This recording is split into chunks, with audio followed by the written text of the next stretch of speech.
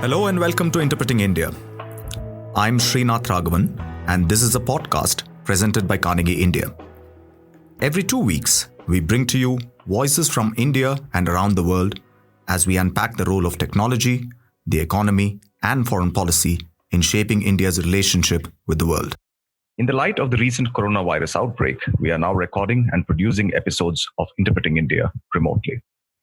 As India locked down to tackle the coronavirus, hundreds and thousands of migrants working in the country's urban centers were left with no income and little social security. Consequently, they were forced to return to their homes, experiencing extraordinary privations as public transportation was unavailable. It's been nearly 5 months since this crisis began unfolding. With the economy reopening now, some migrant workers have been able to return to the cities for work. But for many others, the continuing economic slump has precluded this possibility. The situation is further complicated by the desire of many migrants to stay put in their homes owing to concerns about the pandemic as well as its economic toll. In this episode of Interpreting India, we examine the impact of the migrant crisis on Indian economy and society. How has the crisis impinged on India's urban and rural labor markets? How effective has the government's response been? And what does this crisis hold for India's historical patterns of internal migration? Joining us today to discuss the implications of this crisis is Professor Chinmay Tumbe. Chinmay is an assistant professor of economics at the Indian Institute of Management, Ahmedabad. He holds a master's degree from the London School of Economics and a doctorate from the Indian Institute of Management, Bangalore. Chinmay has worked in academic, corporate, and government institutions in India, Britain, and Italy. He has also served on an interministerial working group on migration, and his research has featured in journals, newspapers, and policy portals. He's the author of the book, India Moving, A History of Migration, published in 2018. Chinmay's research interests include migration studies, urban economics, business, and economic history. Chinmay, welcome to the podcast. Great to have you here today. Hi, thanks for having me over. Chinmay, can we begin by talking a little bit about what you see as the sort of main features and developments in the migrant crisis that began in April? I mean, what are the reasons that this took place in the first place? How has it evolved in the subsequent months? Initially we saw a lot of imagery and reportage about the sort of difficulties that the migrants were experiencing, particularly in getting back to their homes and so on. But since then, clearly the story has moved off the front pages. So I was just wondering if you could give us an overview really of how you see the story as having panned out over the past few months. Yeah, firstly, I mean, it was quite a remarkable situation we had for nearly 2 or 3 months, where we, for the first time in 150 years, shut down the Indian Railways, which I think was done at a very, very quick notice, which basically just stranded literally millions of people in their works. And of course, that was deliberate in order to keep the virus in check and so on. But I think the announcement that was done over the lockdown really didn't have much of a plan option or planning in place for the migrants, which was very surprising because there was at least one government report in 2017 and the economic survey numbers in 2016, which clearly showed the staggering scale of internal migration and the paucity of social security schemes when people are on the move in India. So this is not the case that the government didn't know. Clearly, and those were well publicized numbers and reports. So it was a bit of a surprise as to how there was absolutely no sort of planning in place for migrants. And not surprisingly, you saw a very rational response because people, the migrants, circular migrants in particular, if their income stream is sort of stopped, then the most rational response is to try and go back home, because that's where the family support is, that's where the social security is. So even if you want free rations and so on, that's where going back home is much more convenient. It didn't help that there was a lot of interstate sort of coordination mess. So some states allowed people to come back for a few days, few weeks. Some states did not. And so it became a very sordid saga in the end. And what we saw then finally was desperation. I think the fundamental problem was there was no credibility of the deadline. So when they first announced the lockdown, they said 3 weeks. And it was until April 15th or so. And I remember that, there were rumors in the first week that the lockdown would be postponed. And the government said, no, there are no rumors. It's going to be April 15th, come what may. And very quickly that, then as it panned out, it just kept getting extended. So that was the credibility crisis. That is, since people did not know how long they're going to be in this vulnerable state, they just began to walk. And so I think that was really the tipping point. That is, you could not see how long this is going to last. And that is why I feel the government should have let the migrants go back in the first week itself with some time. But that's anyway post facto kind of reasoning. So in terms of the scale, quite staggering. Most people putting in the numbers in tens of millions, not just millions. I've put the number at 30 million in terms of people going back, both interstate and intrastate. And just the number that we know from the Shramik trains was about 5 million. So we know that 5 million definitely went back, in the trains, but we know a lot of them went before the trains. And so the numbers are staggering. And the way they went back, it was really literally seen since partition, where, you see these long corridors of people walking and so on. So quite a horrific incident, in my view, completely unnecessary. We literally created a crisis within a crisis. Yes, there is a pandemic. It calls for, it's a once in a kind of century kind of an event.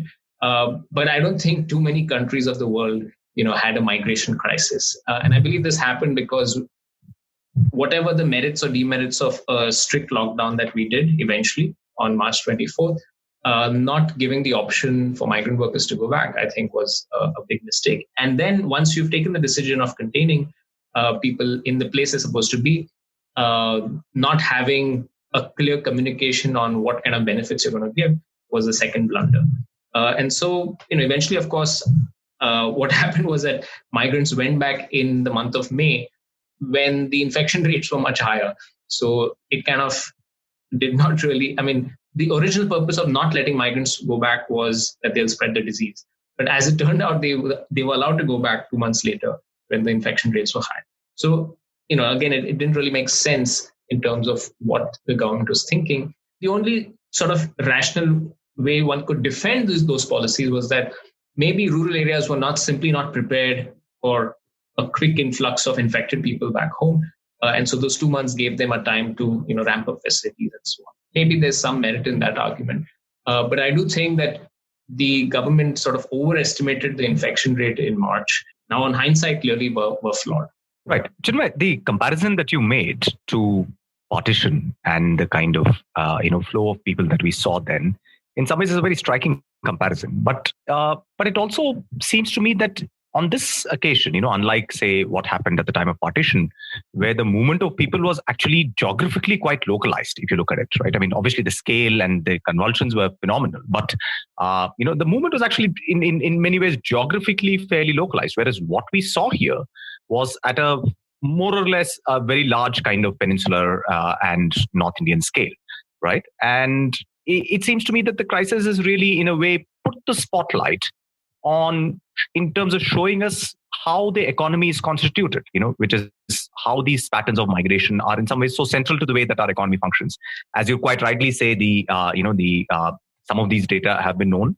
The economic survey of 2016, to which I think you also contributed, if I'm not mistaken, did put out some of these things in considerable number. But I think, like all crises, when one of the good things about crises is that, we learn to look at our systems from angles that previously might have escaped us. And it seems to me that, this crisis really thrown into sharp relief the importance of migration cycles and remittances to various parts and regions of India.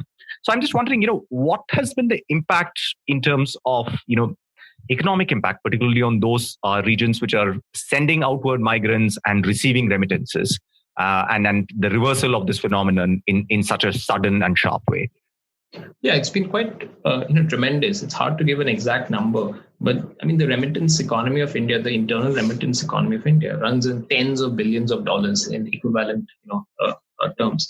We say about $70 billion comes to India as international remittances, and a number not as big as that, but somewhere in that ballpark is domestic remittances.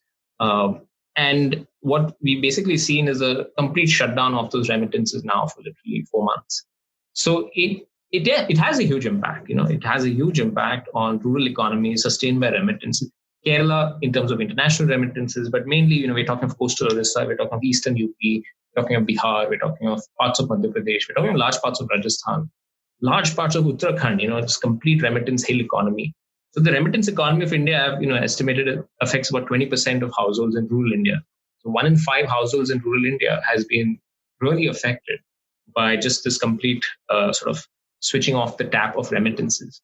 And that is why you're seeing, at least some migrants come back now because they realize how important the jobs are, how important remittances are. So there's absolutely no doubt that, there's an economic knock-on effect. And I'll just give you an example. Even before the pandemic, for example, this going back home has happened in the past whenever there was an industrial recession, but they were localized. And of course, the trains were working at that time, so they didn't have to suffer the journey.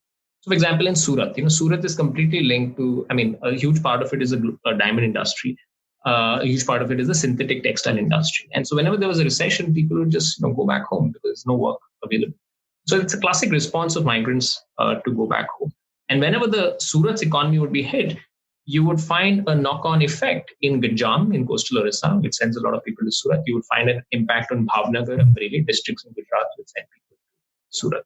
So the Surat's economy is linked to the international economy, but it's also, linking itself to the economies of Ganjam, economies of Bhavnagar and Bareilly. And so the same thing has happened now. Surat, of course, is devastated. The labor force, went back eventually in May, and there were, literally protests and so on out there during the crisis because, something like 60% of the workforce there comes from outside. So when these people have gone back now, it has really shut down the remittance supply. And so those source regions, 1 in 5 households in rural India are really, really badly affected by this migrant crisis. And that is why I think the pressure, when people say, what policy options exist, I think the pressure to go back to the cities is immense because there is considerable distress thanks to that. I should mention, though, there is a migration season. There is a calendar of migration. And people do go back in the month of June and July every year for the monsoon season.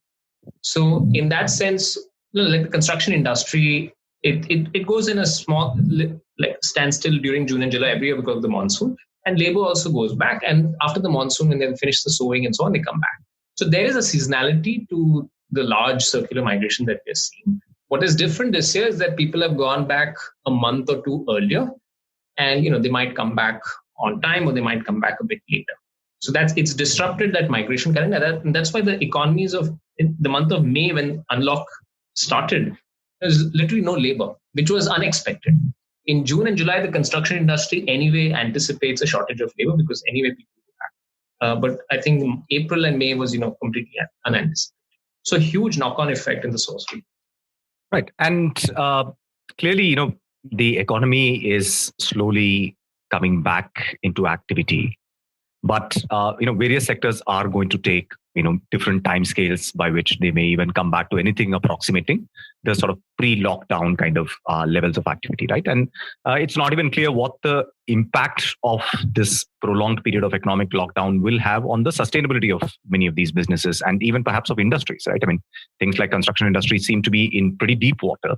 So how should we then think about, the resumption of, migratory flows back into urban labor centers, given that the economy is not going to come back in one big bang, right? I mean, it's going to sort of shift its shape considerably as it tries to get back to something approximating what happened before the lockdown happened.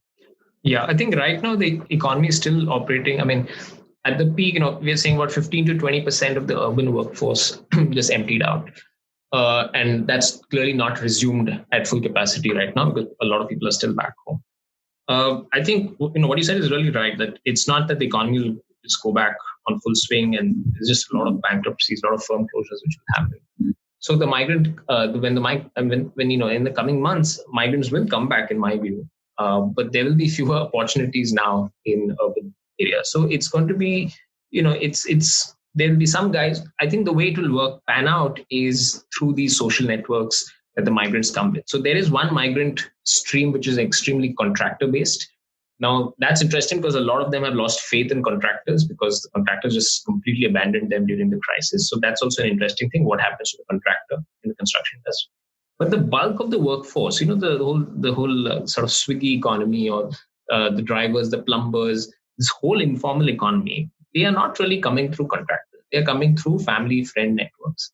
And so what you see is, few people going from the family, or the friends, and then they will sort of on the phone say, you can come now, or wait for a month. So those kind of social network channels will kind of mediate the demand and supply of labor.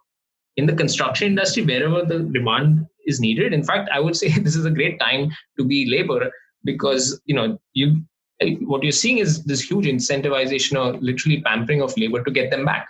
So you're seeing people being literally airlifted, given bonuses, benefits, because there's just such a shortage of labor in cities. So it's an interesting time, because in certain projects which have to be started, like metro projects in various cities and so on, you need that construction labor, and so you need to invest in the safety of those workers to get them back. I think what firms have to do when they have the cash is to really ensure that basic health. So for example, they should take the onus of testing. They should take the onus of providing basic health provisions, and ensure workers that these are safe conditions, because that's the only worry for workers before coming back. I mean, workers would love to come back right now, but they do have a worry that what if we get the disease? And so that kind of safety kind of communication has to be conveyed by the employers. Overall, I do think though that a lot of them, I think let's just put it this way: the situation in rural areas is much worse in terms of the employment scene now that everyone has gone back than urban areas. So people will still come back. You're right that there'll be firm closures, but using this social network kind of mediation, I think this is how the demand supply is going to sort of kind of match itself in the coming months. Sure. And in the meanwhile, how does the situation in the rural economy look to you? I mean, this very high level of reverse migration, I mean, the numbers which you're talking about is staggering, right? I mean, clearly has been a huge sort of influx back home. And yes, the reported numbers of rural workforce have gone up, but clearly it's not very obvious to me that the rural economy is capable of suddenly absorbing these many numbers of people. And clearly a lot of people are reporting that they are working, but perhaps not working at all. And then the government has to amp up various kinds of, support schemes, etc. So what exactly is your reading of how the rural economy has coped with this reverse flow of migration? Yeah, see, I think it's again the timing, the seasonality. We've not seen any major events and so on, precisely because the last 3 months were June, July, August, which is the classic agricultural season. So in that sense, that's kind of absorbed that labor. I mean, obviously we're saying that people could have done all that agricultural work with none of this labor force which has come back, but it's like an additional help in the family. So, people are doing all those kind of tasks and so on. I think now the real problem starts, from September onwards. This is the non-seasonal aspect of the migration. So from now on, every day is very unusual for the migrant worker who has gone back, because from September onwards, they're usually not back home. So now I think you're going to really see these cries of unemployment sort of play out. And of course, there'll be elections in a few states. And I think this will be a huge issue, of giving jobs and so on. Now, so far, state governments have, tried to roll out packages, this, that. I mean, just the numbers are just too much, I mean, firstly, these are migrations with literally, I've argued, more than 100-year histories. They cannot be shut down, overnight. There's a cultural aspect of migration, and also the fact that these are very strongly networked. I think what will happen is a lot of migration networks will change in terms of destinations. So it's not the case that a lot of these places will reduce out migration, but they might choose new destinations. So if Delhi treated you badly and your friend says, Bangalore was much better, let's go to Bangalore. So in past, and I'm saying this because in past shocks, this is what has happened. So whenever you've had shocks, the source regions, I mean, there's a particular dynamic to that out migration. So in India, in the last 100 years, the source regions have been pretty much the same, because fundamentally it's driven by population density, or calamities like in coastal Orissa, cyclones, or in Bihar, it's the floods. And so density and those calamities have, created those pressures to out-migrate. But the destinations have changed over time. So Punjab was a big attraction for Biharis. Now they're going down south. Similarly, a lot of Biharis, for example, are going to the Gulf also. So I think that the destinations are more likely to change based again on these social networks and the information passed on there. The other stuff which state governments are doing, I mean, what state governments can do is to if you're asking what can source region state governments do, I think this is a good time to really invest in some of their key cities instead of trying to focus on rural development and absorb that labor. That I don't think that's a really feasible task. It's just not enough Just too many people basically to give any meaningful jobs. You're seeing the reports on Manrega. Manrega is for a particular class of workers. The bulk of the people who've gone back will simply not do Manrega work. It's as simple as that. When you're earning so much in the city, so much more in the city, you will not bend down to do Manrega work. There is, of course, a class of workers which are taking a Manrega, and it's at record highs, but the bulk of the people will not do Manrega work. So what it means is that, and this they're saying that India lacks urban infrastructure, India lacks good investment in cities. If state governments actually are interested in the source region, they should, so in Bihar, for example, Patna should be the magnet for a lot of migrants who would otherwise go to Bombay. Of course, the problem is that, as we know from the fiscal crisis, there's simply no money. So there's really little that the governments as of now can do to, sort of shore up the economy. And I think that's what you're seeing slowly. Bihar, UP, initially they announced a lot of, schemes and policies, skill mapping, this, that. But eventually they're just going to leave it to market forces and say, please, leave the state as soon as possible and get jobs and send back money to us. I think that's really what's going to happen.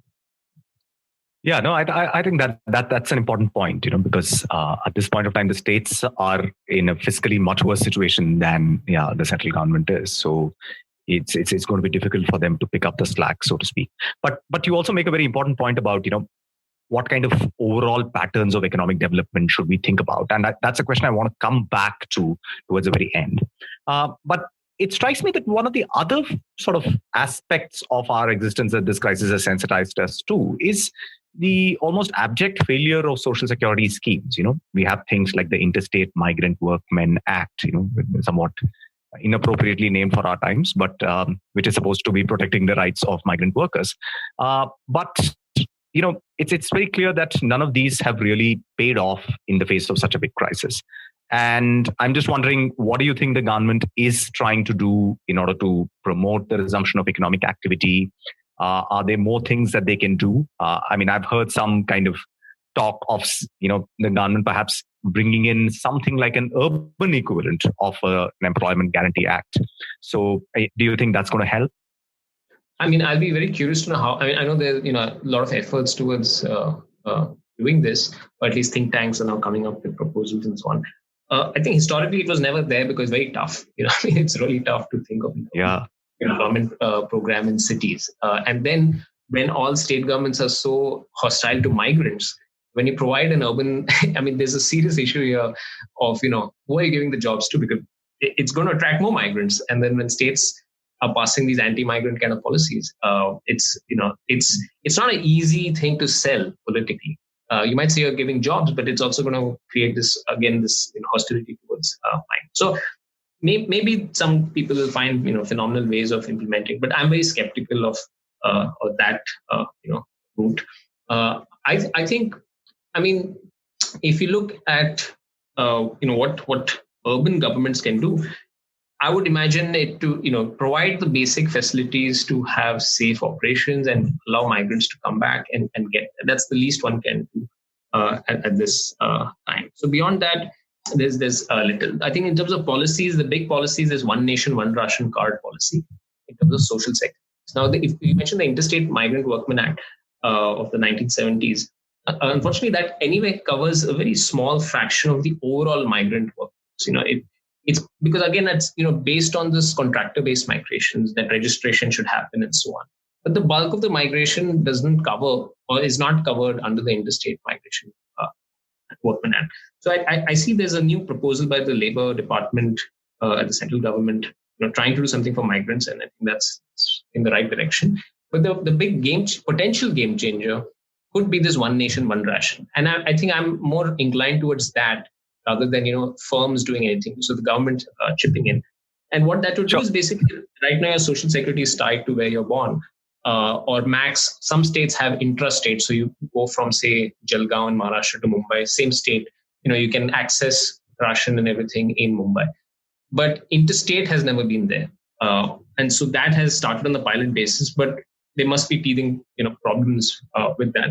And again, there, I foresee a fiscal problem. Because now if you say that, the Biharis get free ration and other benefits in Mumbai, that is an incentive for more of them to come to Mumbai. And how does the Maharashtra state government then deal with it? Or they're going to say that why should we be paying welfare services for these guys? So again, there is a massive, a fiscal federal kind of a crisis. And I've argued that just like the GST, of course, now the GST council doesn't seem to be working too well, but we've never really thought of an interstate migration council or some sort of a dispute mechanism settlement issue, which I think might be needed once this one nation, one ration card issue comes up. So they've got a good idea in mind. Note, I mean, this idea has been there for over a decade. And hopefully now this crisis has forced them to kind of get it out as soon as possible. But I think that's a good policy in the sense that, if this one nation, one ration is there, and you can actually, as a migrant worker, access basic food and so on anywhere in India, then you would not have seen such a mad rush to go home on March 24th. Right? I mean, you if you're insured, and I would say that don't make it just a PDS thing, make it across the board. Right now, for example, women who come to cities don't have access to ASHA facilities and so on, Anganwadis in the city. So many of women actually go back to the villages to access health facilities there because the cities are very hostile for outsiders who can't show proof of residence. So portability of social security benefits, I think that should be the mantra. One of that is one nation, one ration, but I think it should be across the board. It should be for health, it should be for education, it should be for practically, everything. Closely related to that is, of course, voting. Can migrants vote in cities? And I think that's also a big deal because, and there's just some recent work by political scientists which shows that, politicians don't care for migrant workers because they're simply not a constituency base in cities. So that is also another issue that historically public goods have been undersupplied to migrants because they are not a sort of, catchment vote. It's not a catchment for votes. So one level is, portability of social security benefits so that in future crises like this, people can stay out in the cities for at least a few weeks. I mean, what we've seen now is that literally a few days and there's vulnerability. And the other thing is for migrants to be a bit more invested in cities. For that, they should be able to vote. And so I would say a residence-based voting for municipal elections might be also, a good idea.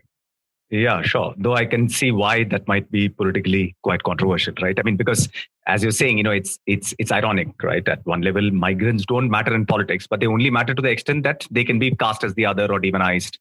You and I come from Mumbai, and we know, how that politics played out here, or how it is playing out today in places like Madhya Pradesh, right? I mean, where the government has come out openly and said that, we are basically going for a so-called, what in the old days would be called a sons of the soil kind of policy and so on. Correct. And a lot of states, I mean, it's just... Absolutely. You've seen Andhra Pradesh, it's now become the norm. And what's interesting is, it's not a very binding constraint. So it's not like when they announce this, it really affects anybody. But just that rhetoric is a very nativist rhetoric, which is also anti-constitutional. And there have been court cases in the past where state governments have lost these cases. So if somebody files some case, it's not quite likely that any of these laws actually pass the legal muster. But that's the sort of fad now, which is unfortunately caught on. Yeah, though there have been exceptions like Telangana. The Telangana chief minister made some very enlightened statements about migrant workers in his state and so on. So I suppose, yeah, but politics will play. Yeah, like Gujarat, where I'm based right now, depends hugely on migrant workers. Now, they don't have the best record in providing, benefits and so on. But at least you see very little anti-migrant rhetoric. Once in a while, it might come. But compared to, say, Maharashtra, in both Gujarat and Maharashtra, hugely depend on interstate migrant labor. But Gujarat has been much more, you don't see that sort of open hostility now. But I think there's, interestingly, now more calls on, providing more benefits. Because if you saw where, a lot of the protests took place, it was basically Delhi, Surat and Mumbai. And, Delhi, Surat, Mumbai are similar in that a huge part of the workforce is migrant. Huge part of them come from other states. And a huge part of them come from rural areas, which is not the case in terms of Hyderabad, Chennai, Bangalore, Pune, which so-called IT hubs now, because there actually the bulk of the workforce comes from other cities of India. So the sort of compositional character of the migrant workforce is very different in Mumbai, Surat, and Delhi vis-a-vis these other top 10 cities. Then, of course, there's an issue of small towns and migrants out there. But in the big 10 cities, That is why I've argued that these three cities saw a lot of the protests in this particular crisis. So to round it all off, Chinmay, I was just thinking of a kind of a macro question, which seems to me to be interesting about the broader political economy of what migration might mean in the context of India, right? So here is my proposition. Now, as you rightly point out, this crisis has shown us, in some ways it has been like an X-ray sort of photograph of the patterns of migration in India. And what emerges is that there are certain states, particularly in what in the olden days would be called the Gangetic Valley, right? I mean, in North India, which are the main sources of migration outflows. And most of these migrants are actually going to work in the more prosperous states of Western and Southern India. Right. And as you're saying, in some ways, our entire imaginary of, economic development has far moved away from, say, the idea that, you need regional development. If you think back to the debates of the 1960s and 70s, the idea that, we need more sort of regionally, equitable kind of economic growth used to be a very main thing. Every planning commission note would sort of talk about those kinds of things. But all of that has clearly fallen off the map. And, scholars like Anush Kapadia point out that this is a bit of a colonial kind of a situation, right? Where there are poor areas of India which are exporting human capital and in turn getting remittances. And it's not clear to me that this trend, at least in its underlying sort of demographic patterns, is going to get reversed. I mean, we just saw the numbers coming out and, it's very clear that the states which are today supplying maximum amount of migrants are the ones which are likely to see great increases in population over the next decade as well. So I'm just wondering, I mean, how do we then, think about newer patterns of creating more perhaps regional hubs of economic growth and dynamism, rather than this very kind of skewed pattern of, one part of India being the main supplier of labor power and others basically consuming it and then remittances flowing back, all of which, at least this crisis shows, can in certain contexts become quite unsustainable. And of course, the toxic politics which has gone with it. Yeah, I mean, just to give an example, for example, this Mumbai-Delhi infrastructure corridor. There's this whole corridor which goes from Ahmedabad, Jaipur, Delhi. I mean, this has been in the news for a long time and so on. Yeah. And at that time, I mean, the classic question was, why couldn't you? I mean, these were places which were already well connected and everything. If you had, I mean, India's problem is, or what India needs really is a Delhi to Calcutta economic corridor. I mean, that is really the heartland of poverty in India. India's big problem is we don't have a big metropolis in that entire circle between Delhi and Calcutta. I mean, if you look at India's big city map, and this was not, true 100 years back, where you had Lucknow and Allahabad and many of these places, in relative terms, fairly big, but they've just fallen off the map in relative terms. And that is why, people are around Patna, not going to Patna, but people are going to Mumbai and so. Now, so when you talk of regional development, I'm not in favor of a completely, even let's call it a Gandhian view where let's just focus on rural development. If you focus on the village as a unit, then, if you develop all the villages, there'll be no need for people to leave. I think the evidence suggests that, with more development, more people are actually going out, leaving village. So village as a unit of analysis, in my view, is, not appropriate. Neither is a small town. I think it's a city. And so what state government should do, or even the central government, is to really activate some of the big cities as magnets. So if you're looking for regional development, I think we made the mistake of looking at the village as a unit of development, but look at the city. So each state government, so what I would prefer, so I don't have a problem if some states of India are going to pull ahead and pull this migration, migrant labor and so on, as long as if we have, reasonably large and dynamic cities in every state of India, that would form at least one magnet for the people within that state to go to. I think that's probably a more plausible idea than what has happened. And that would help the state itself. So if Patna, Lucknow, if Raipur, these become large cities, they have a massive sort of spillover effect. So my take on this is the unit of analysis should not be the village or the district, but it should be having at least one or two large cities in those states. Now, how do you activate those large cities? You probably need investment, and you probably need to create those, clusters, which now Gujarat is doing with, IT, GIFT, and so on out there. But I'll just point out, this migration model of development and so on, there is a reality that the Gangetic heartland of India has got very high rural population density. And that's because of, it's been habited. I mean, there's continuous habitation for centuries and so on. And which is very similar to Kerala. And so, one way to look at this is Kerala today also has, though Kerala has these fantastic indicators and everything, a huge part of its workforce works in the Gulf. And so this is a sort of example I keep giving, that is, Bihar would take several decades to reach where Kerala is just today. But there is absolutely no reason or expectation that we should see Bihar's out-migration reduce as it starts developing. I think what we should just focus on is improving the quality of out-migration in these particular states. And so Kerala has been a remittance economy for decades now. And these migrations will eventually stop. When will these migrations eventually stop? It's when the demographic transition plays itself out. That is when fertility starts falling off. Then the pressure on the land will reduce, and then the migration stop. And that is why today Kerala, where the fertility rates are one of the lowest in India, now the migrations have started slowing down. After 30 years of mass migration, they are now started slowing down automatically from within, because there are fewer people being born in Kerala. So this migration story is going to stay with us. Whatever we do, even if we invest in states, even if we invest in cities, I think it will attract people there. But I think in our lifetimes, there is simply no way that the out migrations from Bihar, Eastern UP, and some of these clusters will reduce. But yes, I do hope that you will see Patna, Lucknow, and many of these urban clusters grow up to be as big and as dynamic as some of the other cities which have emerged.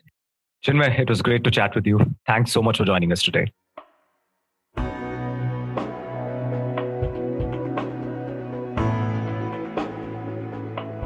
Thank you for listening to this episode of Interpreting India. Stay safe and don't forget to wash your hands. For more information about the podcast and the production team, you can follow us on social media and visit our webpage.